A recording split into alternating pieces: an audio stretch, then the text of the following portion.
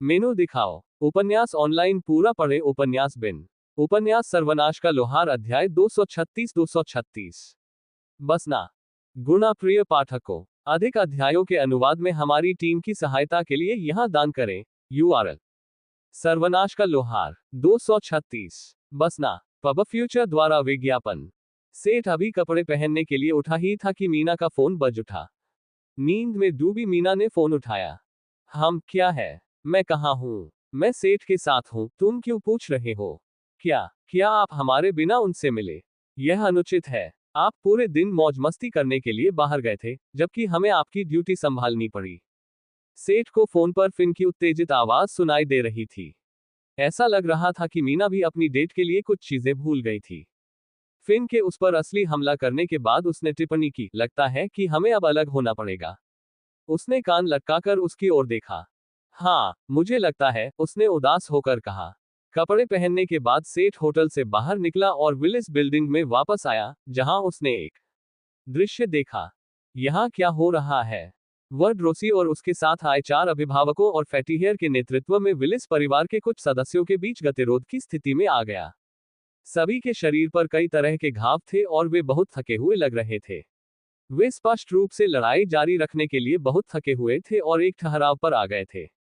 उन्हें यह समझने में थोड़ा समय लगा कि सेठ लॉबी में खड़ा था, भले ही उसने कुछ कहा हो। फैटी हेयर, जिसके कपड़ों पर कुछ लंबे पंजों के निशान थे, ने आखिरकार उस पर प्रतिक्रिया दी। ये तुम्हारी गलती है। तुम्हें किसने बताया कि तुम अपने छोटे छोटे प्यारे दोस्तों को यहाँ ला सकते हो, है ना? वे जानवरों की तरह यहाँ आए।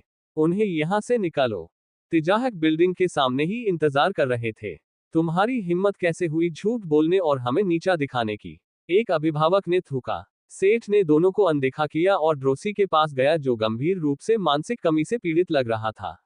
ये वैसा ही था जैसे जब उसकी मानसिक ऊर्जा समाप्त हो जाती थी। अगर कोई अपना मानसिक ऊर्जा इस्तेमाल कर लेता था, तो वह कमजोर, सांस फूलने वाला और बहुत थका हुआ महसूस करता था। पब फ्यूचर द्वारा विज्ञापन। अगर कोई सावधान न रहे तो बहुत ज्यादा मात्रा में दवा पीने से भी साइड इफेक्ट हो सकते हैं। बिल्ली पहले से ही काफी बुरी थी और उसे इसके असर से उबरने में काफी मुश्किल हो रही थी। ड्रोसी, आप कैसे हैं? ओह सेठ, तुम यहाँ हो। हम इंतजार कर रहे थे, बुजुर्ग ने जोर देकर कहा। मुझे खेद है कि मैं देर से आया हूँ। आइए, मैं आपकी मदद करता हूँ। मुझे यकीन है कि एक अच्छे बिस्तर में कुछ देर सोने के बाद आप बहुत बेहतर महसूस करेंगे। उसने बिल्ली के बुजुर्ग का समर्थन किया और अभिभावक अनिच्छा से उसके पीछे लिफ्ट के टॉवर पर चले गए। तुम्हें क्या लगता है तुम कहाँ जा रहे हो? हमारे पूर्वजों की विरासत का उपयोग एलियंस के बोर्डिंग हाउस की तरह मत करो। चुप रहो, मैं तुमसे बाद में निपट लूंगा। लिफ्ट के दरवाजे बंद हो गए, इससे पहले कि कोई फिर से बोल पाता, और वे मिनास मार लौट आए। सेठ को विलिस परिवार से वाकई नफरत होने लगी थी। शायद उसे उनके साथ व्यापारिक सौदे नहीं करने चाहिए। उसे यह पसंद नहीं था, लेकिन अजीब वैम्पायर वेलेन वहां एकमात्र पेशेवर व्यक्ति लग रहा था। बॉस, क्या हुआ? आप कहाँ थे? जब सेठ आया तो ईवी और जोना नियंत्रण कक्ष में थे। ईवी, क्या मैं उन्हें तुम्हारे पास छोड़ सकता हूँ? ओह, जरूर। मैंने वास्तव में निचली मंजिल पर चिकित्सा सुविधाएं देखी हैं। शायद आप हमें वहां भेज सकें। पलक झपकते ही बिल्ली वाले और ईवी नियंत्रण कक्ष से गायब हो गए। बॉस, क्या हो रहा है? उनके चले जाने के बाद जोना ने पूछा। क्या सब लोग जाग गए हैं? चलो, हम बैठक करते हैं। मैं आपको डेल्टा में जो कुछ हुआ, उसके बारे में जानकारी दूंगा और हम भविष्य में क्या करना है, इस बारे में बात कर सकते हैं। पार्टी ने इकट्ठा होकर जो कुछ हुआ उसके बारे में बात की। उन्होंने उन्हें विलिस परिवार के बारे में जानकारी दी और बताया कि उन्होंने अपने पुराने पार्टी सदस्यों को डेल्टा में पहले से ही मौजूद पाया है। उन्होंने टॉवर और इसके भविष्य के संचालन के बारे में भी अपने विचार साझा किए। वह मूल रूप से डेल्टा में बसना चाहता था, एक इमारत लेना चाहता था, एक स्टोर खोलना चाहता था और एक कार्यशाला स्थापित करना चाहता था। एक ऐसी जगह जहां एलिसन, लिंक, ईवी और वह शांति से अपने शिल्प कौशल को बेहतर बना सके। टॉवर एक शानदार खोज थी, जिसमें पहले से ही सब कुछ था, सिवाय एक स्टोर के। वह यहां रहना चाहता था और इसे अपना आधार बनाना चाहता था। वहां से शुरू करके वे आगे बढ़ सकते थे। उसे अभी भी फिन और अन्य लोगों से बात करनी थी, लेकिन उसे कोई संदेह नहीं था कि वे भी उसके साथ शामिल होंगे। विलिस परिवार के साथ एक सौदा और तिजाहक के साथ सहयोग भी एक संभावना थी। मुझे नहीं पता। विलिस परिवार भरोसेमंद नहीं लगता। एलिसन ने टिप्पणी की। सच है, ऊर्जा सौदे के लिए क्रोना साम्राज्य से सीधे संपर्क करना बेहतर होगा। वह सही कह रही है। एकमात्र समस्या यह है कि लिफ्ट सीधे उनके घर तक जाती है। लिंक का उल्लेख किया गया है। हमें डेल्टा तक पहुंचने का कोई दूसरा रास्ता खोजना चाहिए। मुझे टावर के टेलीपोर्टेशन सिस्टम को बेहतर बनाने में सक्षम होना चाहिए। ये सीधे डेल्टा तक टेलीपोर्ट करने में सक्षम होना चाहिए। ठीक है, वो लगभग हर जादुई चीज में माहिर थी। अल जलसा को सिस्टम को बेहतर बनाने में सक्षम होना चाहिए। एर्म, क्या मैं किसी काम में बाधा डाल रही हूँ? लिडिया दरवाजे पर खड़ी थी। वह कुछ देर पहले ही जागी थी और जगह जगह देख रही थी। वह गलती से मीटिंग में आ गई थी। ओह, हे लिडिया, हम इस बारे में बात कर रहे थे कि तुम्हारे परिवार के साथ कैसे समझौता किया जाए। सेठ की इतनी खुली बात सुनकर सभी के चेहरे पर मुस्कान आ गई, लेकिन जवाब सुनकर वे आश्चर्यचकित भी हुए। अच्छा, मुझे मदद करने दो। ये घमंडी, हकदार कुतिया किसी चीज के लायक नहीं है। उसने उत्साह से एक कुर्सी पकड़ी और उनके बीच बैठ गई। पब फ्यूचर द्वारा विज्ञापन। चिंता मत करो, वह ठीक है। सेठ ने साइबगॉथ के लिए गारंटी दी। वह पहले से ही लिंक की आंखों में चमक देख सकता था। वह आदमी वास्तव में एक भयानक महिला प्रेमी था, या कम से कम वह खुद को ऐसा ही समझता था। लिडिया शायद उसकी मदद के बिना ठीक थी। वैसे, मैं आपकी योजनाओं के बारे में कुछ जानने से खुद को रोक नहीं पाई। आपके संगठन का नाम क्या है? लिडिया ने मासूमियत से पूछा। सभी लोग हैरान थे। अब तक वे खुद को सिर्फ एक पार्टी के तौर पर देखते थे, लेकिन सभी को एहसास हुआ कि लिडिया सही थी। सेठ हमेशा से ही गिल्ड जैसी किसी चीज में शामिल होने से बचता था, लेकिन इस समय क्या कोई अंतर था? मुझे मत बताओ कि तुमने कोई नाम नहीं सोचा है। क्या तुम्हारी पार्टी का भी कोई नाम नहीं है? सवालिया निगाहों ने सेठ की आत्मा में छेद कर दिया। नहीं, उसने कभी पार्टी या गिल्ड के लिए नाम नहीं सोचा था। एरम, हमें नाम के बारे में सभी सदस्यों की बातचीत का इंतजार करना चाहिए। मैं सिर्फ हम दोनों के साथ मिलकर इस पर फैसला नहीं करना चाहता। सेठ ने नाम न बताने का एक सुविधाजनक तरीका ढूंढ निकाला। बहुत बढ़िया, विषय पर वापस आते हैं। शायद आपके दोस्त साम्राज्य से संपर्क स्थापित करने में मदद कर सकते हैं। क्या आपने नहीं कहा कि वे एक राजनयिक प्रतिनिधिमंडल या प्रेषण या कुछ और का हिस्सा थे? मोनिक ने बीच में ही टोक दिया। वे इस बारे में थोड़ी देर तक बात करते रहे। इसका नतीजा ये हुआ कि उन्हें शहर की यात्रा के लिए पहले काम पर टेलीपोर्ट करना पड़ा। वे डेल्टा की यात्रा के लिए रोजाना घर पर कॉल का इस्तेमाल नहीं कर सकते थे। विलिस परिवार को चकमा देने के तरीके से बाकी सब कुछ बहुत आसान हो जाएगा। इसके बाद उन्हें ड्रोसी के ठीक होने के बाद उससे बात करनी होगी। और सेठ को फिन और दूसरे लोगों से संपर्क करना होगा ताकि वे देख सके कि क्या वे उन्हें साम्राज्य के किसी व्यक्ति से जोड़ सकते हैं। चलो शहर तक पहुंचने के लिए एक शॉर्टकट रास्ता अपनाते हैं। आल, क्या तुम इसके लिए तैयार हो? जरूर, लेकिन हमारे सौदे को नजरअंदाज करने की हिम्मत मत करना। सेठ ने मसालेदार जादूगरनी को बुलाया। हमेशा की तरह जब वह सामने आई, तो कोई भी उससे नजर नहीं हटा सका। खासकर लिडिया उसे देखकर दंग रह गई। ठीक है, जल्दी करो। मुझे प्रशासनिक अधिकार दो और मैं सिस्टम पर नजर डालूंगा। सेठ ने उसे अधिकार दे दिए और वह अपनी समय सीमा के पूरे घंटे तक चुप रही। उसके बाद वह टोकन में वापस आ गई। ये टावर निश्चित रूप से किसी विशेषज्ञ द्वारा बनाया गया था। मूल रूप से इसकी शक्ति आपको 5 किलोमीटर के दायरे में कहीं भी ले जाने में सक्षम थी। समस्या ये थी कि शहर में कुछ ऐसा था जो इसके सिस्टम की पहुंच को अवरुद्ध कर रहा था। ये संभवतः क्रोना साम्राज्य का एक माप है। सभी ने सिर हिलाया। ये समझ में आया कि वे नहीं चाहते थे कि लोग शहर में और शहर से बाहर टेलीपोर्ट करें। सेठ ने केवल चच के माध्यम से टेलीपोर्टेशन का अनुभव किया। ये पथ कार्य में सबसे आम अंतरिक्ष यात्रा भी थी। लेकिन दुनिया में और भी कई तरीके थे। जैसे कि पोर्टल खोलने के लिए चच के पुजारी की जरूरत नहीं होती। शक्तिशाली जादूगर मंत्र सीख सकते थे और मिनस मार की तरह टेलीपोर्टेशन फॉर्मेशन भी बना सकते थे। त्वाथा डेकी फॉग यात्रा एक और तरीका था। कौन चाहेगा कि ऐसे लोग अचानक से आए? मैंने टावर के सिस्टम में थोड़ा बदलाव किया और एक्सेस पॉइंट के लिए स्कैन किया। टेलीपोर्टेशन के इस्तेमाल के बिना रहना बहुत आसान है, इसलिए इसे लागू करना आम बात है। सिस्टम चच में एक रिसेप्शन हॉल है जो शहर के अंदर टेलीपोर्ट करने की अनुमति देता है। आपको बस कनेक्ट करने के लिए अनुमति लेनी होगी। इसका मतलब था कि सेठ आज व्यस्त रहने वाला था। पब फ्यूचर द्वारा विज्ञापन। संपर्क टॉस साइट मैप दान करें मेनू दिखाओ। उपन्यास ऑनलाइन पूरा पढ़े उपन्यास बिन। उपन्यास सर्वनाश का लोहार अध्याय 237 237। सेठ लिंगेन 2। गुणा प्रिय पाठकों, अधिक अध्यायों के अनुवाद में हमारी टीम की सहायता के लिए यहां दान करें। URL: सर्वनाश का लोहार 237 सेटलिंग 2 पब फ्यूचर द्वारा विज्ञापन। मौज मस्ती के बाद काम शुरू हुआ। सेठ जानता था कि उसे क्या करना है और वह सतह पर वापस लौटेगा। उसका पहला गंतव्य चर्च था। कम से कम चर्च से बात करना उसके लिए बहुत मुश्किल नहीं होगा, क्योंकि वह पहले से ही उसका सदस्य था। लिडिया उसके साथ ऊपर जाने के लिए गई। उसका भी एक जीवन था, या ऐसा उसने कहा। वह परिवार के भीतर की स्थिति पर भी नजर रखेगी। सेठ ने उसे बताया था कि उनके और ड्रोसी के बीच क्या हुआ था। टॉवर में रहने के दौरान वह कारवां के कुछ लोगों को जान गई थी और उसे बिल्ली वाले लोग पसंद थे। उसने खुद को एक डबल एजेंट के रूप में पेश किया। जब वे लिफ्ट से बाहर निकले तो लॉबी में कोई भी इंतजार नहीं कर रहा था। वे लॉबी में अलग हो गए और लिडिया इमारत में ऊपर चली गई। सेठ को जो करना था उसके लिए उसे उसकी जरूरत नहीं थी। वह दूतावास जाते समय डेल्टा के चर्च भवन के पास से गुजर चुका था। वहां जाते समय उसने मीना को दूसरों से मिलने के लिए मैसेज किया। उसे अपनी योजनाएं भी उनके साथ साझा करनी थी। जवाब जल्दी ही आ गया। पार्टी को आज ड्यूटी करनी थी और वे उससे देर शाम को ही मिल सकते थे।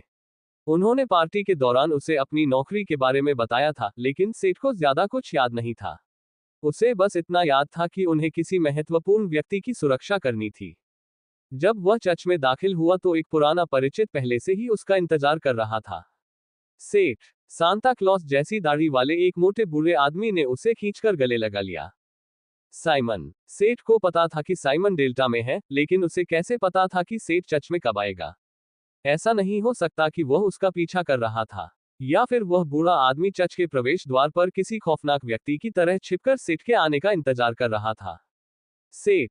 एक चीखती हुई गोली उसके गाल पर लगी और वह अपने पैरों से गिर गया। मतलबी, तुम फिन के बिना मीना से मिले। मुझे लगता है कि तुमने मेरे गाल की हड्डी तोड़ दी है। हमें इसका हिसाब बराबर करना चाहिए। तुम यहाँ क्या कर रहे हो? सेठ ने दर्द से पूछा। वह उठ गया और परी उसके कंधे पर बैठ गई। फिन अपना काम कर रही है। पब फ्यूचर द्वारा विज्ञापन। लोगों से निपटना आपका काम है। नहीं नहीं, फिन का काम परिधि को सुरक्षित रखना है, उसने लटकते पैरों से कहा। अरे, अपनी छोटी सी दुनिया में मत डूबो। मैं अभी भी यही हूं। मुझे सिर्फ इसलिए नजरअंदाज मत करो क्योंकि मैं बूढ़ा हो गया हूं। मुझे खेद है। मुझे तुम दोनों को देखकर खुशी हुई। फिर भी, तुम्हें कैसे पता चला कि मैं आ रहा हूं, साइमन? जब से मैंने तुम्हें लिखा था, तब से तुम यहाँ इंतजार नहीं कर रहे थे। मैं डेल्टा जाऊंगा, है ना? नहीं। क्या तुमने मेरे बारे में ऐसा सोचा था? मुझे लगता है कि इस समय आप कुछ भी करने में सक्षम हैं। मैं सभी संभावनाओं को खुला रखता हूं। मीना ने मुझसे कहा, ठीक है। मैं सिस्टम चर्च का एक सच्चा पुजारी हूं, कोई दुष्ट नहीं।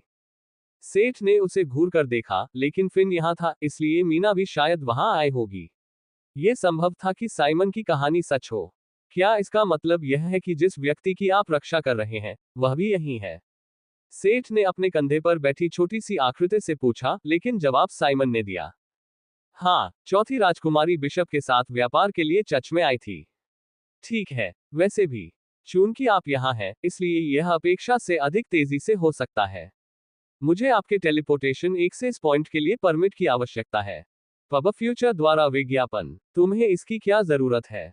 मुझे मत बताओ कि तुम जादूगर बन गए हो और टेलीपोर्ट करना सीख गए हो। नहीं, ये बेवकूफी होगी। मुझे एक प्राचीन जादुई टॉवर मिला, मैंने उस पर कब्जा कर लिया और उसे अपना ठिकाना बना लिया। अब मुझे एक प्रवेश परमिट की जरूरत है ताकि मैं शहर और नीचे के टॉवर के बीच यात्रा कर सकूं। हा हा हा हा, एक पल के लिए तो तुम मुझे अपने वश में कर चुकी थी। एक पल के लिए तो मुझे सचमुच लगा कि तुम गंभीर हो। खैर, इससे कोई फर्क नहीं पड़ता कि आप मुझ पर विश्वास करते हैं या नहीं। मैं परमिट कैसे प्राप्त कर सकता हूं? साइमन धीरे धीरे शांत हो गया। उसने देखा कि फिन बिल्कुल भी हैरान नहीं थी। वह अपनी दोस्त के पास शक्तिशाली जादुई टावर होने पर गर्व महसूस कर रही थी। मैं इसमें आपकी मदद नहीं कर सकता। ये चर्च में स्थित है, लेकिन हम परमिट नहीं देते। आप भाग्यशाली हैं, जो व्यक्ति आपको परमिट दे सकता है, वह वर्तमान में बिशप से बात कर रहा है। यदि आप उसके पैर चूमते हैं और भीख मांगते हैं, तो वह आपको परमिट दे सकती है। हाँ हाँ, ऐसा चेहरा मत बनाएं, मैं मजाक कर रहा हूँ। बस उससे सामान्य तरीके से पूछिए। वह बहुत विनम्र व्यक्ति है। सेठ थोड़ा शांत हो गया। उसे किसी की चापलूसी करने का बिल्कुल शौक नहीं था। शायद अगर वह सुंदर हो, लेकिन उसे शक था कि कोई राजा उसे इतना आगे जाने देगा। आप बस इंतजार कर सकते हैं। महारानी और अन्य लोग यहीं नीचे मुझसे मिलेंगे। इस बीच चाय और थोड़ा खाना कैसा रहेगा? साइमन ने सुझाव दिया। वह सेठ की यात्रा और उस रहस्यमयी जादुई मीनार के बारे में भी सुनना चाहता था। अगर वह सैमुअल होता, तो शायद वह उसे नहीं बताता, लेकिन साइमन ने कई बार साबित कर दिया था कि वह एक भरोसेमंद दोस्त है। वे लॉबी में एक टेबल पर बैठे और हल्के नाश्ते पर बात की। फिन खुद जितनी बड़ी कुकीज की टोकरी खा रही थी। उसने पूछा कि परिधि की सुरक्षा का क्या हुआ और उसने जवाब दिया। क्या फिन इस समय इस मंजिल पर दो सबसे खतरनाक लोगों की रखवाली नहीं कर रहा है? फिन इसे और कितना सुरक्षित बना सकता है? केक के एक टुकड़े में अपना चेहरा धंसाने से पहले वह अपनी चतुराई पर मुस्कुराए। पब फ्यूचर द्वारा विज्ञापन। कभी कभी सोचता कि शायद फिन बत्तख की तरह खा रहा था और बस निगल रहा था। ऐसे क्षणों में उसे खुशी होती थी कि वह छोटी परी को करीब से खाते हुए नहीं देख सकता था। अगर कोई सामान्य आकार का व्यक्ति इस तरह खाता तो वह भयानक होता। थोड़ी देर बाद उन्होंने अंततः लोगों को सीढ़ियों से नीचे आते सुना और यूलकैट्स फर के बाकी सदस्य राजकुमारों के साथ दिखाई दिए। वह ऐसी दिखती थी जैसे आप किसी आम परी कथा की राजकुमारी की कल्पना करते हैं। नहीं, क्रोना साम्राज्य की चौथी राजकुमारी आधुनिक फैशन का शिकार थी। एक आम फैशनिस्टा, एक ऐसे व्यक्ति के रूप में जिसकी अलमारी काली टी शर्ट और मैले स्वेटपैंट से भरी हुई थी, सेठ को अपने दिल को चीरते हुए एक सिहरन महसूस हुई। एक और मासूम आत्मा एक बेरहम उद्योग के चंगुल में फंस गई थी। लेकिन सेठ कोई हीरो नहीं था। हालांकि इससे उसकी आत्मा को ठेस पहुंची, लेकिन यह उसकी लड़ाई नहीं थी। उसे उसकी गलतियों से बचाना उसका कर्तव्य नहीं था। उसे बस उम्मीद थी कि वह जल्दी से परमिट प्राप्त कर सकेगा और निकल सकेगा। फिन, तुम कहाँ हो? रिपोर्ट करो। माइक फिन को ढूंढ रहा था, जिसने अभी अभी केक का एक और टुकड़ा खाया था, जैसे कोई कीड़ा उस रसदार मीठे केक में अपने अंडे देना चाहता हो। सेठ, तुम यहाँ क्या कर रहे हो? मुझे लगा कि हम शाम को मिलना चाहते हैं। माइक ने सेठ को देखकर आश्चर्य से कहा। वह आया और उसने देखा कि केक ऐसे हिल रहा था जैसे कि वह जीवित हो। वह अब तक मुस्कुरा रहा था। उसने भावशून्य चेहरे से पूछा, क्या फिन उस केक के टुकड़े में है? फिन है। परी केक के मलाईदार ऊपरी भाग से बाहर निकली। आपको परिधि को सुरक्षित करना था। मैंने देखा। देखो, सबसे खतरनाक व्यक्ति इस मेज पर रखे गए हैं। मैंने उन्हें काबू में रखने के लिए बड़ी चतुराई से नाश्ते का इस्तेमाल किया। उसने आधे मजाकिया और आधे गंभीर लहजे में कहा। और तुम उनके साथ क्यों शामिल हुए? माइक ने अपनी एक भौं उठाते हुए पूछा। मुझे उनके साथ शामिल होना ही था। यह उनकी काली चालों को सुनने का मेरा बहाना था। माइक ने हंसते हुए कहा, और उन्होंने कौन सी काली योजनाएं बनाई? बूढ़े आदमी ने सेठ से राजकुमारी के पैर की उंगलियां चूसने को कहा। सच नहीं, मैंने तो उसके पैर चाटने को कहा था। साइमन ने गुस्से से बीच में टोका। तुमने क्या किया? राजकुमारी भी झगड़े में शामिल हो गई। फिन ने जब पुजारी को खुद के लिए खड़े होते सुना तो वह जोर से हंसने लगी। यहां तक कि सेठ भी गंभीर नहीं रह सका जब उसने साइमन की बात सुनी और राजकुमारी की प्रतिक्रिया देखी। सभी को गंभीर बातचीत करने के लिए शांत होने में कुछ समय लगा। पब फ्यूचर द्वारा विज्ञापन। संपर्क टॉस साइट मैप दान करें। मेनू दिखाओ। उपन्यास ऑनलाइन पूरा पढ़े। उपन्यास बिन। उपन्यास सर्वनाश का लोहार अध्याय 238। बसना 3। गुणा प्रिय पाठकों, अधिक अध्यायों के अनुवाद में हमारी टीम की सहायता के लिए यहां दान करें। URL: सर्वनाश का लोहार 238 बसना 3 एड्स बाय पब फ्यूचर। तो फिर से बताऊं, आप उर्थ के एक लोहार हैं। आपने फिन के लोगों को बचाया, सीखने के लिए एक अलग दुनिया की यात्रा की, वहां इन लोगों से मिले, यहां वापस आए, एक जादुई टॉवर पाया, और अब इन दोस्तों और अपनी मौजूदा पार्टी के साथ एक संगठन स्थापित करने की योजना बना रहे हैं। और अब आप चाहते हैं कि मैं आपको डेल्टा के टेलीपोर्टेशन पोर्ट तक पहुंचने की अनुमति दूं। यही सब कुछ है। सेठ ने दोस्ताना अंदाज में सिर हिलाया। सभी लोग चर्च के मीटिंग रूम में बैठे थे और उन्हें पेय और मिठाइयां दी जा रही थी। सेठ और साथियों ने स्थिति को समझाने के लिए राजा को अपनी कहानी का एक मोटा मोटा विवरण दिया था। राजकुमारी ने उत्तर देने से पहले एक क्षण सोचा। नहीं, उसने उदास होकर कहा। सभी लोग निराश दिख रहे थे। सिद्धांत रूप में परमिट देने के खिलाफ कुछ भी नहीं कहा जा सकता था। क्यों नहीं, अगर मैं पूछ सकता हूं? सेठ ने पूछा। हंग, उसने चारों ओर देखा जैसे कि कोई गंभीर स्पष्टीकरण ढूंढ रही हो। उसे कुछ नहीं मिला और उसने आंखों में विद्रोही आंसू भरकर कहा, मैं फिन को तुम्हें नहीं दूंगी। वह अब मेरी दोस्त है। वह मुझे नहीं छोड़ेगी, है ना फिन? अपना नाम सुनकर परी ने आश्चर्य से ऊपर देखा। फिन किसी भी समय सेठ के लिए राजकुमारी को छोड़ देगा क्या? लेकिन मुझे तो लगा कि हम एक दूसरे से जुड़ गए हैं। क्या हम दोस्त नहीं हैं? फिन को खेद है, उसने राजकुमारी को छोड़ दिया। बस यही है, और यह सेठ है। दी छोड़ दी राजकुमारी। क्या तुमने मुझे पहले ही त्याग दिया है? तुम अब मेरा नाम भी नहीं लोगी? जब उसे एहसास हुआ कि परी की तुलना में वह इस दोस्ती में कहीं ज्यादा दिलचस्पी रखती है, तो उसके गालों पर आंसू बहने लगे। फिन द फेरी ब्रूट चेहरों की तरह ही भावनाओं पर भी वार कर सकता था। Ads by pub future. फिन को खेद है, लीना, लेकिन यदि आप फिन को चुनने के लिए कहेंगी, तो फिन सेठ के साथ जाएगा। राजकुमारी के नाजुक दिल पर आखिरी आघात तब लगा जब उसने देखा कि परी ने सेठ का पक्ष लेने के बाद उसे आंख मारी। वह एक प्रभावशाली व्यक्ति की तरह लग रही थी जिसे उसके चिहुआहुआ ने धोखा दिया था, जो उसका एकमात्र सच्चा दोस्त था। दुखी मत हो, उसने ऐसा अभिनय किया जैसे कि एक पल के लिए गहराई से सोच रही हो। मुझे पता है, अगर तुम सेठ को अनुमति दोगे तो फिन और लीना दोस्त बने रह सकते हैं। रोती हुई राजकुमारी ने अपने सामने टेबल पर रखे छोटे से मैनिपुलेटर को देखा। परी ने उसे अपने हाथों में पकड़ रखा था। सेठ लगभग डर गया था, लेकिन उसे पहले से ही अंदाजा था कि फिन उतना प्यारा और मासूम नहीं था जितना वह दिखावा कर रही थी। हर कोई, लेकिन खास तौर पर साइमन, खुश था कि उन्होंने कमरे बदल लिए थे और कुछ ज्यादा निजी कमरा ले लिया था। उस गंभीर और सक्षम राजकुमारी को क्या हो गया था जिसे वह जानता था? क्या ये सब दिखावा था, या ये परी का काम था जिसने उसे इतनी बचकानी औरत बना दिया था? आर सच में? बिल्कुल ठीक है, फिर तुम प्रवेश कर सकते हो, उसने सेठ की ओर कहा। उसका मूड तुरंत ठीक हो गया जब फिन ने उसके गाल को गले लगाया और उसे एक छोटा सा चुंबन दिया। चूंकि फिन के हाथ में राजकुमारी थी और उसे अनौपचारिक रूप से प्रवेश की अनुमति दी गई थी, इसलिए सेठ ने बिजली आपूर्ति का प्रश्न उठाया। विलिस परिवार, मुझे खबर मिली है कि उन्होंने इस मामले को लेकर कुछ अधिकारियों से संपर्क किया है। तुम्हारा इससे क्या लेना देना है? सेठ के लिए ये समय था कि वह अपने पेशेवर पक्ष को देखें, जो ऐसा था जैसे राजनीतिक विषयों पर आते ही एक पूरी तरह से अलग व्यक्तित्व ने अपना स्थान ले लिया हो। लीन से बात करने पर यह भी पता चला कि विलिस परिवार पहले बहुत ईमानदार नहीं था। बिजली वितरण के लिए आवश्यक बुनियादी ढांचे पर उनका नियंत्रण नहीं था, बल्कि साम्राज्य का नियंत्रण था। तकनीकी रूप से विलिस परिवार ने एक साझेदार का पैसा चूसा होगा, जबकि वे केवल एक बिचौलिया थे। सेठ की उनसे हुई पूरी बातचीत बेकार गई।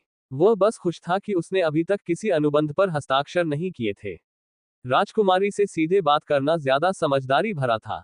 वह सीधे उसे जिम्मेदार अधिकारियों से संपर्क करने की स्थिति में थी। ठीक है, तो मैं आपके लिए इतना ही समय निकाल सकता हूँ। मुझे अभी और भी काम करने हैं। आपको एम्पायर के सर स्मार्नो और डेल्टा के मिस्टर मेज से बात करनी चाहिए। वे ऊर्जा नीतियों के प्रभारी लोग हैं। मैं उन्हें बाद में बता दूंगा। ये कहते हुए वह जाने के लिए उठ खड़ी हुई। उसने मीना और उन लोगों को विदा किया जिनकी राजकुमारी की रक्षा करने की जिम्मेदारी अभी भी बाकी थी। अब वह साइमन के साथ अकेला रह गया था। तो क्या अब आप मुझे परमिट देंगे? दोनों रिसेप्शन हॉल में गए, जहां विदेशी टेलीपोर्ट चैनल जुड़ सकते थे। साइमन ने उन्हें एक बैज दिया जिस पर एक जटिल चिन्ह बना हुआ था। यह एक जादुई वस्तु है जो आपको या आपके टेलीपोर्टेशन गठन को एक विशेष हस्ताक्षर देगी जो आपको इस स्थान से जुड़ने की अनुमति देती है। यदि आपका जादुई टॉवर उतना ही उन्नत है जितना आप कहते हैं, तो यह संभवतः इसे स्कैन कर सकता है। ये हो सकता है, अल ने धारणा की पुष्टि की। इसका मतलब यह था कि सेठ ने दिन के अपने मुख्य उद्देश्यों को रिकॉर्ड समय में पूरा कर लिया था। लेकिन इसका मतलब यह था कि दिन का बाकी समय खाली था। उसे उस दिन नीलामी घर में जाने का मौका नहीं मिला। पहले तो वह काफी उलझन में था क्योंकि नीलामी घर लगभग खाली था। फिर उसे एहसास हुआ कि नेतृत्व और मार्क बेकर को क्या परेशानी हुई थी। उर्थ पर एकमात्र नीलामी घर होने के बावजूद वहां केवल डेल्टा के लोगों की चीजें ही थीं। अगर वह अच्छी चीजें खरीदना चाहता था, तो उसे अंतरआयामी नीलामी घर में जाना होगा और परिवहन के लिए थोड़ा बहुत शुल्क देना होगा। उसे नीलामी घर से कौन सी चीजें लेनी है, इस बारे में उसे अच्छी तरह सोचना होगा। ओह, वह वाला। मुझे वह वाला लाओ। पी पफल्स, तुम जाग रहे हो? हाँ, यह महान मैं ही हूँ, और कौन है? मैं अचूक हूँ। अब मुझे वह चीज दिलवाओ। Ads by pub future. आइवेसा ने भ्रमित सेठ को उस वस्तु की तस्वीर भेजी जिसे उसने नीलामी इंटरफेस में स्क्रॉल किया था। ये चमकीले सुनहरे समावेशन के साथ काले जेड पत्थरों का एक छोटा सा बॉक्स था। कीमत देखकर सेठ का पेट थोड़ा सिकुड़ गया। यदि वह माप को परिवर्तित करता है तो छोटे बॉक्स में लगभग 500 ग्राम स्टार Z होता है। वर्तमान मूल्य 20 गोल्ड था। Less then Mithril greater than के पुरस्कार से कई गुना अधिक। Star Z। हाँ, वही। और वही, कैटरपिलर ने उत्साहित होकर उसके दिमाग में एक और छवि भेजी। मैं एक पैटर्न देख रहा हूं। क्या तुम फिर से विकसित होने जा रहे हो, पफ? हाँ हाँ हाँ, महान, मैं अंतिम विकास के लिए तैयार हूं। मेरी और प्रशंसा करो। क्या तुम थोड़ा तेजी से नहीं बढ़ रहे हो? यद्यपि मैं अपनी विलक्षण प्रगति का श्रेय स्वयं लेना चाहूंगा, लेकिन मुझे ये भी स्वीकार करना होगा कि इसका श्रेय सिस्टम और आपकी उपलब्धियों को जाता है। ऐसा कैसे? अनुभव और स्तरों ने मेरे कौशल में निपुणता प्राप्त करने में मदद की, लेकिन यह आप ही हैं जो मुझे मेरे सूत्र के लिए उच्च श्रेणी की सामग्री पचाने के लिए मजबूर करते रहते हैं। इसलिए कृपया जिम्मेदारी लें और मुझे और भी बहुत कुछ दिलाएं। सेठ केवल आह भर सकता था और अपने पालतू जानवर की दूसरी चीज को देख सकता था। पफल्स एक गर्भवती महिला की तरह था जो अपनी भूख के हिसाब से बेतरतीब सामग्री चुन रही थी और उसकी ओर इशारा कर रही थी। अंत में सेठ को less than star Z greater than, less than moonstone greater than और अधिक less than solar marble greater than पर 300 गोल्ड खर्च करने पड़े। जैसे ही उन्हें डिलीवर किया गया, पालतू जानवरों के लिए जगह खुल गई और सामान अंदर खींच लिया गया। पफल्स ने अपना चेहरा भी नहीं दिखाया और पैसे खा गए। तो नई सामग्री क्या होने वाली थी? एस्ट्रल कांस्य। सेठ वास्तव में चमकदार विषय के बारे में उत्सुक था और उसका दिल कुछ हद तक दुख रहा था, इतनी सारी सामग्री पर खर्च करना जो वह इस्तेमाल नहीं कर सकता था। उसकी भावनाएं पफल्स तक पहुंच गईं, जिन्हें थोड़ा बुरा लगा। ज्यादा नहीं, बस थोड़ा सा। अरे यहाँ, आप यही चाहते थे ना? यह एक उचित आदान प्रदान होना चाहिए। पालतू जानवर की जगह थोड़ी खुली और लेस देन आकाशीय कांस्य ग्रेटर देन का एक बंडल बाहर थूक दिया। सेठ की चिंताएं थोड़ी कम हो गईं, क्योंकि अब उसके पास नेडेल को भेजने के लिए एक और चीज थी। वह बूढ़े आदमी की अपेक्षा के अनुसार कांस्य और आश्चर्य के रूप में खरीदा गया कपड़ा भेज सकता था। इतने पैसे खर्च करने के बाद उसे अब और ब्राउजिंग करने का मन नहीं था। वह बस निकल जाना चाहता था। अभी दोपहर ही हुई थी और दूसरा शाम तक ड्यूटी से नहीं छूटने वाला था। सेठ ने टेलीपोर्ट कनेक्शन को लागू करने के लिए मिनास मार लौटने का फैसला किया। इससे ड्रोसी के साथ उसके रिश्ते में सुधार आएगा, जब वह उसे बता सकेगा कि डेल्टा में प्रवेश करने के लिए उसे विलिस परिवार के लोगों से नहीं भिड़ना पड़ेगा। तब वह अपनी पार्टी को शहर में ला सकता था। सेठ वाकई चाहता था कि उसके दोस्त एक दूसरे को जाने, उसके बाद ही वे कोई संगठन बना सकते थे। तब वे नाम भी तय कर सकते थे। इन चीजों को जल्द से जल्द निपटाने की उम्मीद में वह जल्दी से विलिस बिल्डिंग की ओर लौट आया। जितनी जल्दी वह इस उबाऊ काम से निपट लेता, उतनी ही जल्दी वह वापस शिल्पकला और आराम करने में लग जाता। Ads by pub future. संपर्क टॉस साइट मैप दान करें। मेनू दिखाओ। उपन्यास ऑनलाइन पूरा पढ़े। उपन्यास बिन। उपन्यास सर्वनाश का लोहार अध्याय 239। विलिस या विलिसेंट। गुणा प्रिय पाठकों, अधिक अध्यायों के अनुवाद में हमारी टीम की सहायता के लिए यहां दान करें। URL सर्वनाश का लोहार 239। विलिस या विलिसेंट। Ads by pub future. जब सेठ विलिस बिल्डिंग की लॉबी में दाखिल हुआ तो उसे पहले तो समझ ही नहीं आया कि वह क्या देख रहा है। यह एक भयानक दृश्य था। लॉबी के फर्श पर खून ही खून था। खून अभी भी ताजा था और अभी तक सूखा नहीं था। उसने देखा कि बुजुर्ग दंपत्ति और मोटे बालों की लाशें जमीन पर पड़ी थीं। वे गहरे जख्मों और चाकुओं के वार से मर चुके थे। आगे देखने पर उसे लिफ्ट के गुप्त दरवाजे पर बैठी एक शख्सियत दिखाई दी। लिडिया को उसकी ही खंजरों से लकड़ी के पैनलिंग पर कीलों से ठोक दिया गया था। उसके कपड़े फटे हुए थे और उसका शरीर कट और जलने के निशानों से भरा हुआ था। वह जीवित थी लेकिन बेहोश थी और उसकी सांसें बहुत उथली थीं। वे जलने जादू के श्राप से हैं, लेकिन वे कट। उसे यातना दी गई थी। यातना दी गई। सेठ ने लेस देन अवलोकन ग्रेटर देन का इस्तेमाल किया, लेकिन स्तर के अंतर के कारण वह अपने स्वास्थ्य बार और कुछ स्थिति प्रभावों के अलावा और कुछ नहीं देख पाए। उसका HP धीरे धीरे कम हो रहा था और उसे रक्तस्राव और अनीमिया जैसे कई नकारात्मक स्थिति प्रभावों का सामना करना पड़ रहा था। उसे स्वास्थ्य औषधि पिलाने के बाद उसका HP गिरना बंद हो गया और कुछ डिबफ गायब हो गए। उसने उसके पीछे दीवार के पैनलिंग से खंजर हटाने से पहले उसके स्वास्थ्य के स्थिर होने का इंतजार किया। उसने उसे एक तरफ हटा दिया और गुप्त दरवाजा खुल गया। मैं देख रहा हूं, तुम वापस आ गए हो। यह अफसोस की बात है कि तुम्हें ये छोटा सा अंतर देखना पड़ा। अंतर, पारिवारिक अंतर, उसने सीढ़ियों से किसी को कहते सुना। ये वेलेन था जो धीरे धीरे नीचे उतर रहा था। उसके नुकीले दांत पूरी तरह से फैले हुए थे और वह अपने हाथों और पंजों को एक हल्के खूनी सफेद तौलिए से सुखा रहा था। मैं अपनी भतीजी से बात करने के बाद नहा रहा था, उसने व्यंग्यात्मक मुस्कान के साथ कहा। बूढ़े पिशाच से एक नार की आभा निकल रही थी और उसकी आंखें खून की इच्छा से चमक रही थी। Ads by pub future. Lift में चढ़ो, जल्दी करो। तुम उससे 1-1 से नहीं लड़ सकते। सेठ ने लिडिया को उठाया और अपना पूरा सामान तैयार किया। लिफ्ट से उसे सिर्फ 2 कदम दूर रखा गया था। उसने अभी अपना पहला कदम रखा ही था कि एक जबरदस्त बल ने उसकी पीठ पर वार किया और उसे और लिडिया को लिफ्ट में फेंक दिया।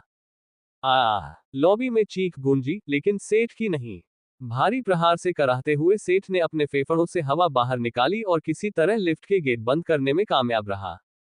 जैसे ही उसने ऊपर देखा, उसने देखा कि पिशाच उसका हाथ पकड़े हुए था और उसका चेहरा दर्द से विकृत हो गया था। उसके पंजे से बहुत खून बह रहा था और नाखून टूटकर उखड़ गए थे। पिशाच जितना भी शक्तिशाली था, उसके नाखून महाकाव्य रेटेड कवच को हरा नहीं सकते थे। कवच की स्थायित्व थोड़ी कम हो गई थी और उसे कुछ कुंद क्षति हुई थी, लेकिन परावर्तित क्षति और जबरदस्त रक्षा के कारण वेलेन ने सेठ को चोट पहुंचाने की तुलना में खुद को अधिक चोट पहुंचाई थी। लोहार को पिशाच से लड़ने का पूरा भरोसा था, अगर उसने घाव को तुरंत ठीक होते नहीं देखा होता। खून चूसने वाले के पास ट्रोल से भी ज्यादा अजीबोगरीब पुनर्जनन गति थी। पंजे ठीक होने के बाद वेलेन ने खुद को धीरे धीरे नीचे उतरती हुई लिफ्ट पर फेंक दिया, लेकिन उसके पास अंदर जाने या उसे रोकने के लिए कुछ भी नहीं था। केवल टावर मास्टर ही अंदर जा सकता था और लोगों को अपने साथ ला सकता था। निराश राक्षस दहाड़ने लगा और चीखने लगा क्योंकि वह बैरियर से टकराया और खरोंच गया। इस बिंदु पर जानवर ने सुंदर वेलेन के साथ सभी समानता खो दी थी और एक उत्परिवर्तित राक्षस चमगादड़ या वास्तव में बदसूरत गार्गोयल की तरह लग रहा था। और उसने गोगोयल्स को देखा था। यह उनके मानकों के हिसाब से भी बदसूरत था। लिडिया और वह धीरे धीरे नीचे उतरे और सेठ खुश था जब वह चीज उनकी नजर से ओझल हो गई और उसकी जगह काली चट्टानी दीवारें आ गईं। भाड़ में जाओ। इसकी उम्मीद नहीं थी। उसे उम्मीद थी कि वह विलिस परिवार को कुछ समय तक अंधेरे में रखेगा। किसने सोचा होगा कि उन्हें इतनी जल्दी पता चल जाएगा और वे इतनी बर्बरता से प्रतिक्रिया करेंगे। उसके पास सोचने के लिए कुछ समय था कि अभी क्या हुआ था और वह मोटे तौर पर अनुमान लगा सकता था कि क्या हुआ था। लेकिन वे वास्तव में अपने परिवार के सदस्यों में से एक से लड़ेंगे और उसे प्रताड़ित करेंगे। इससे बस ये पुष्टि हुई कि उन्हें अलग करने का उनका निर्णय सही था। वह लिफ्ट के फर्श पर बैठ गया और लिडिया को अपनी बाह में पकड़ लिया, धीरे धीरे उसे एक और स्वास्थ्य औषधि पिला रहा था। स्वास्थ्य बार बढ़ने के साथ उसके शरीर पर लगे घाव और चोटें धीरे धीरे ठीक होने लगी और उनमें सुधार होने लगा। उसने अभी अभी अपना काम पूरा किया था कि लिफ्ट आखिरकार उसके निजी क्वार्टर पर आकर रुकी। टॉवर, क्या तुम मुझे सुन सकते हो? हाँ, गुरुजी। लिफ्ट शाफ्ट को बंद कर दो। जब तक मैं अन्यथा न कहूं, वहां से कुछ भी गुजरने की अनुमति नहीं है। जो कुछ भी शाफ्ट में प्रवेश करने में कामयाब हो सकता है उसे टॉवर के बाहर एक यादृच्छिक स्थान पर टेलीपोर्ट किया जाना है। सेठ ने घायल साइबरगोथ को सहारा दिया और लिफ्ट से बाहर चला गया। चिकित्सा सुविधाओं के लिए बंदरगाह। सकारात्मक। बॉस, क्या हुआ? जब वह अचानक मेड बे में प्रकट हुआ तो जोना की हैरान करने वाली आवाज ने उसका स्वागत किया। उसके बाद मोनिक, ईवी और ड्रोसी की आवाजें आईं। खास तौर पर बूढ़ी बिल्ली को यह देखकर आश्चर्य हुआ कि सेठ पूरी तरह तैयार होकर अचानक अपने कंधे पर एक आधी मरी हुई लड़की को लेकर प्रकट हुआ। उन्होंने लिडिया को एक बिस्तर पर लिटा दिया और ईवी और ड्रोसी को चिकित्सा उपचार सौंप दिया, जिन्होंने उसकी मदद की पेशकश की थी। एक अनुभवी चिकित्सक के रूप में वह युवा चुड़ैल के लिए एक बड़ी मदद थी। इस बीच उसने नियंत्रण कक्ष में अन्य लोगों को इकट्ठा किया और उन्हें स्थिति के बारे में बताया। विलिस के लोगों को स्पष्ट रूप से कुछ संदेह था और अंततः लिडिया से उनका झगड़ा हो गया।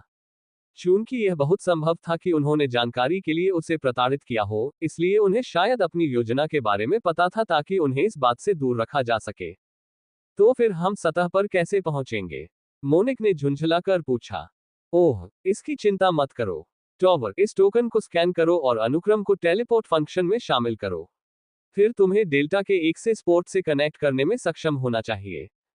सकारात्मक। Ads by pub future. अब हम जब चाहें शहर में टेलीपोर्ट कर सकते हैं। उन्होंने उन्हें बताया कि यह पहुंच कैसे काम करती है। आपको इस टोकन जैसा कुछ भी बनाना चाहिए जो हस्ताक्षर देता हो। इस तरह टावर को पता चल जाएगा कि लोगों को पोर्ट से टावर में कब स्थानांतरित करना है। आपके पास टावर मास्टर का सिगिल है, लेकिन यहां अन्य के पास नहीं है। सेठ ने आह भरते हुए कहा, उसकी कार्य सूची में एक और बिंदु जुड़ गया। जब से विलिस परिवार हमसे अलग हुआ है, क्या तुम्हें ऊर्जा व्यापार के लिए कोई कनेक्शन मिला है? एलिसन ने आखिरकार पूछा। सेठ ने उसे आश्चर्य से देखा। वह सही थी, उन्हें पहले कैसे संदेह हुआ? उन्हें सारी बातें बताने के बाद वे इस निष्कर्ष पर पहुंचे कि परिवार के पास शायद डेल्टा का अधिकारी था। इस बात की संभावना बहुत कम थी कि उनके पास साम्राज्य के किसी अधिकारी को रिश्वत देने के लिए कुछ था। राजकुमारी ने उन्हें उनके व्यवसाय के बारे में बताया होगा और उस व्यक्ति ने बदले में विलिस परिवार को बताया होगा। तो मैं साम्राज्य से संपर्क करने को मुख्य प्राथमिकता दूंगा। चलो कुछ और मजेदार बात करते हैं। क्यों न हम सब शाम को शहर में जाएं और बाकी लोगों से मिलें। हम अपने संगठन का नाम भी तय कर सकते हैं। बहुत बढ़िया, लिंक ने कहा। उसे सेठ से थोड़ी जलन हो रही थी कि वह उनके बिना बाहर जाकर पार्टी कर सकता है। बाकी सभी ने भी सिर हिलाया और मुस्कुराए। ये कहना झूठ होगा कि बाकी लोगों को ऐसा नहीं लगा। हर कोई कुछ समय के लिए खुद को बंद करके आराम करना चाहता था। वे अपनी इच्छानुसार आ जा नहीं सकते थे, जब तक कि सेठ टॉवर में प्रवेश करने के लिए टोकन बनाने में कामयाब नहीं हो जाता, इसलिए उन्होंने जाने और कुछ मौज मस्ती करने के अवसर की सराहना की। लेकिन सबसे पहले वह ड्रोसी को खोजने के लिए मेड बे में लौट आया। बूढ़ी बिल्ली अभी भी बेहोश लिडिया की देखभाल कर रही थी। वह कैसी है? अभी खतरे से बाहर है, लेकिन ये जलन उसके जीवन भर उसके साथ रह सकती है, बुजुर्ग ने कहा और सहानुभूति से उसकी ओर देखा। सेठ ने आखिरकार लिडिया को भयानक चोटों और खून से लथपथ देखा। वह जलने के पूरे निशान को नहीं देख पाया, लेकिन घाव उसकी आधी गर्दन को ढक चुके थे और उसके जबड़े और गालों तक फैले हुए थे। अल ने पहले ही कुछ ऐसा ही बताया था, लेकिन ड्रोसी ने उसे विस्तार से समझाया। सिस्टम के प्रभाव में ऐसे बहुत कम घाव थे जो स्थायी क्षति का कारण बन सकते थे। कटा हुआ हाथ, कोई उच्च रैंक वाला या उच्च स्तर का चिकित्सक उसे फिर से उगा सकता था। भयंकर जलन, जब तक कोई जीवित रहता, वे धीरे धीरे अपने आप ठीक हो जाते। शापित अग्नि स्थायी क्षति पहुंचाने के कुछ तरीकों में से एक थी। शाप की घातक शक्ति शरीर में समा जाती थी और उपचार प्रक्रिया में बाधा डालती थी। भले ही यह ठीक हो जाए, लेकिन पूरी तरह से शुद्धिकरण के बिना यह बदसूरत निशान छोड़ जाती थी। इस तरह की किसी चीज का इस्तेमाल करना पहले से ही क्रूर था, लेकिन अपने ही परिवार के सदस्य पर इसका इस्तेमाल करना, इससे ड्रोसी को बहुत ज्यादा चोट पहुंची, जो सेठ और बाकी लोगों की तुलना में बहुत ज्यादा घनिष्ठ पारिवारिक बंधनों वाली संस्कृति से आया था। वे दोनों उसके बिस्तर के पास बैठ गए और बातें करने लगे। क्या हुआ, इस बारे में, और अब से उनकी योजनाओं के बारे में। सेठ ने यह भी बताया कि उसे उम्मीद है कि तिजाहक उसके साथ आ जाएगी। मुझे इस बारे में अपने लोगों से बात करनी होगी। जब हम किसी निर्णय पर पहुंचेंगे तो मैं आपसे संपर्क करूंगा। Ads by pub future. संपर्क टॉस साइट मैप दान करें मेनू दिखाओ। उपन्यास ऑनलाइन पूरा पढ़े उपन्यास बिन। उपन्यास सर्वनाश का लोहार अध्याय 240-240। सर्वश्रेष्ठ यात्रा। गुणा प्रिय पाठकों, अधिक अध्यायों के अनुवाद में हमारी टीम की सहायता के लिए यहां दान करें। URL सर्वनाश का लोहार 240। सर्वश्रेष्ठ यात्रा। सेठ ने ड्रोसी को जितना समय चाहिए था देने का फैसला किया और पार्टी में वापस आ गया। अब उनके नए टेलीपोर्ट का परीक्षण करने का समय आ गया था। शाम होने में अभी भी कुछ समय था, बस प्री ड्रिंकिंग के लिए पर्याप्त समय था। नहीं, रूबी उनके साथ जाएगी, इसलिए नशे में धुत होना किसी और दिन होगा। वे सभी सिस्टम चर्च के स्वागत कक्ष में उपस्थित हुए। वहां शहर के द्वार पर तैनात गार्डों की तरह ही गार्ड थे, जिन्होंने उन्हें अंदर जाने से पहले कुछ सवाल पूछे। मैरी, जेन, टेका और रूबी शहर को थोड़ा बहुत देखना चाहती थी। टेका बाद में उनके साथ फिर से जुड़ जाएगा, जब लड़कियां अपनी मौज मस्ती करके टावर पर वापस आ जाएंगी। वे पहले चर्च से निकल गईं और दूसरी ने भी जाने से पहले कुछ देर इंतजार किया। विलिस परिवार को इस बात का कोई अंदाजा नहीं था कि सेठ का कौन है, जब तक कि उन्होंने उसे उन लोगों के साथ नहीं देखा। इस तरह, भले ही उनके पास कोई निगरानी रखने वाला हो, वे टेका और उसकी बेटी को इस समस्या से जुड़े होने से बचा सकते थे। पार्टी के बाकी सदस्य एलिसन, लिंक, जोना, मोनिक और ईवी सेठ के साथ शॉपिंग डिस्ट्रिक्ट में चले गए। उनमें से किसी के पास इस अवसर के लिए कोई कैजुअल आउटफिट नहीं था। शहर के बीच में पूरा कवच पहने हुए सिन डेल्टा में एक दर्दनाक अंगूठे की तरह दिखाई दे रहे थे। वे पहले कुछ अच्छे कपड़े लेने गए। कुछ जगहों पर सिर्फ सिस्टम करेंसी स्वीकार की जाती थी, जबकि दूसरी जगहों पर सिर्फ क्रेडिट। कुछ दुकानों में दोनों ही स्वीकार किए जाते थे। उनके ज्यादातर पार्टी सदस्यों के पास अपने सामान के लिए पर्याप्त पैसे थे। सेठ को ईवी को कुछ पैसे उधार देने पड़े ताकि वह अपनी पसंद की चीज खरीद सके। इस बिंदु पर सेठ ने स्वीकार किया था कि वह उसके भाई के बजाय उसकी देखभाल करेगा। एक बार जब सभी ने उसके अनुसार कपड़े पहन लिए तो सेठ उन्हें उस बार में ले गया जहां वह दूसरे दिन गया था। मोनिक के हाथों में एलिसन ने भी अपनी बेवकूफ चुड़ैल जैसी शक्ल छोड़ दी थी और एक सुंदर चेहरा और आकृति प्रकट की थी। जब वे अभी भी ईवी के लिए कपड़े चुन रहे थे, सेठ लिंक और जोना को पुरुषों के कपड़ों के सेक्शन में ले आया था जहां टेका भी उनके साथ शामिल हो गया था। पिता ने लड़कियों और रूबी को चर्च में साइमन के पास छोड़ दिया था। सेठ, टेका और लिंक ने पहले ही क्लर्क के सुझावों का पालन किया था और प्रत्येक ने एक स्टाइलिश सूट पहना था। यहाँ सभी कपड़े उच्च गुणवत्ता वाले थे और कम से कम असामान्य श्रेणी के थे। उनका कोई विशेष प्रभाव नहीं था, लेकिन कपड़े के लिए रक्षात्मक गुण बहुत अच्छे थे। केवल जोना ने अपने ऊंचे कॉलर और चौड़ी टोपी के साथ अपने लिबादे में एक तरफ बैठने की जिद की। सेठ समझ गया कि सख्त आदमी को अपने सुंदर लड़के के चेहरे को दूसरों के सामने देखकर शर्मिंदगी और असहजता महसूस हो रही थी, लेकिन ये बहुत आगे बढ़ गया। वह वैम्पायर हंटर सी को अपने लोगों से मिलवाने के लिए क्लब में नहीं ला सका। उसने लबादा पहने तलवारबाज को चेंजिंग बूथ में खींच लिया। ठीक है जोना, ये सौदा है। मर्द बनो, सल्स लेडी के साथ जाओ और एक अच्छा सूट खरीदो। बदले में मैं क्लब के लिए निकलने से पहले तुम्हारा चेहरा ढकने के लिए एक मास्क बना दूंगा, ठीक है? वह उस आदमी की आंखों में देख सकता था कि वह खुद से लड़ रहा था। ऐसा नहीं था कि उसे हर समय ये भद्दा पहनावा पहनना पसंद था। हालांकि उसे यह नापसंद था कि उसकी प्यारी मर्दाना मांसपेशियों को एक दुबले शरीर के प्रकार से बदल दिया गया था, लेकिन बड़ी समस्या चेहरा था। अगर सेठ ने वास्तव में उसके लिए एक मुखौटा बनाया, तो शायद वह आखिरकार फिर से आरामदायक कपड़े पहन सके। पब फ्यूचर द्वारा विज्ञापन, लेकिन ये शांत और भयावह होना चाहिए। हाँ, बस उस अच्छी महिला के साथ जाओ और पहनने के लिए कुछ उचित चीज ले आओ। सेठ ने चेंजिंग बूथ छोड़ने की जहमत नहीं उठाई। उसने क्यूबिकल के अंदर वर्कटेबल और less than high quality steel greater than की एक बार मंगवाई। बहुत समय हो गया था जब उसने आखिरी बार सिर्फ अपने हाथों से कुछ बनाया था। उसने अपना पूरा गियर लगा दिया और अपने हाथों को तेज लौ से ढक लिया। इस तरह उसे फोर्ज की जरूरत नहीं पड़ी। अपने लेस देन पायरोकिनेसिस ग्रेटर देन से वह तापमान को नियंत्रित कर सकता था और धातु को तरल बनाए बिना उसे लचीला बनाए रख सकता था। Less than energy circulation to greater than का उपयोग करने से भी सामग्री बनाने में मदद मिली। जैसे कि साधारण मिट्टी का उपयोग करते हुए, स्टील जल्द ही सींग और विशाल दांतों के साथ एक खतरनाक राक्षस मुखौटा में बदल गया, जिसने इसे एक समग्र रूप से परेशान करने वाला रूप दिया।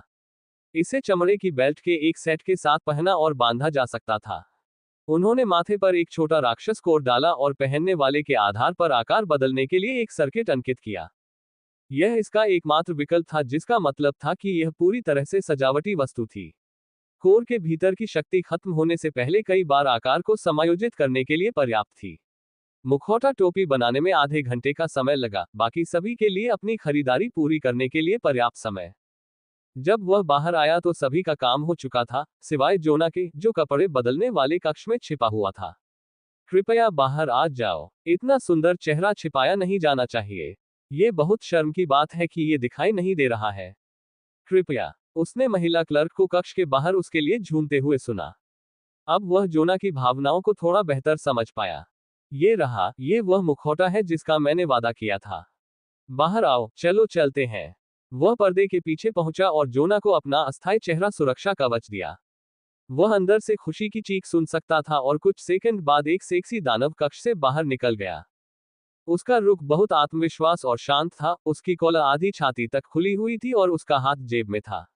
जोना अब किसी सुपरहीरो शो के किसी गुंडे की तरह लग रहा था। कोई ऐसा व्यक्ति जो नाइट क्लब का मालिक हो।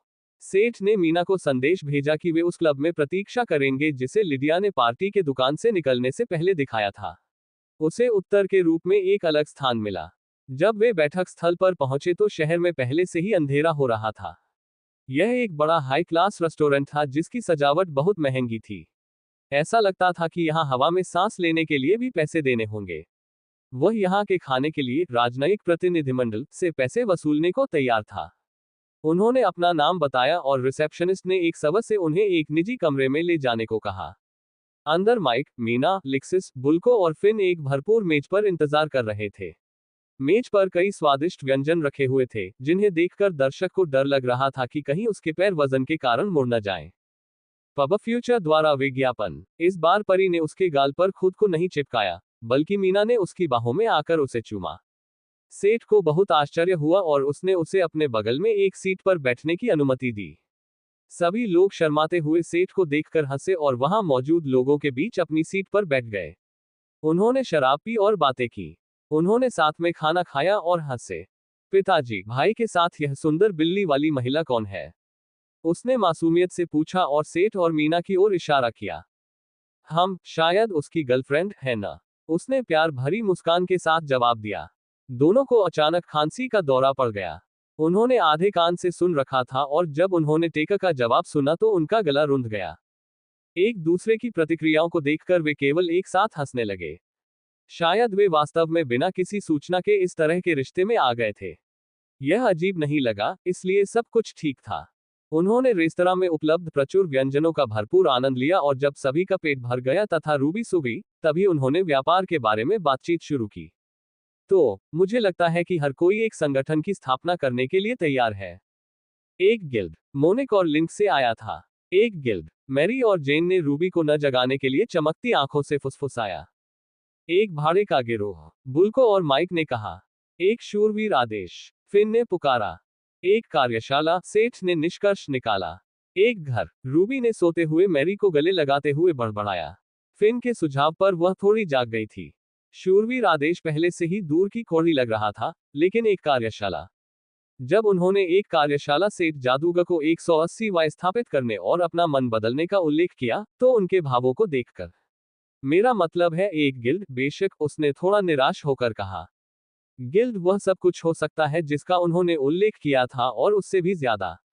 यह एक घर भी हो सकता है। हमें इसका क्या नाम रखना चाहिए? सभी संस्थापक सदस्य यहाँ हैं। चलो नाम तय करते हैं। सेठ ने निष्कर्ष निकाला। Ads by pub future. संपर्क टॉस साइट मैप दान करें।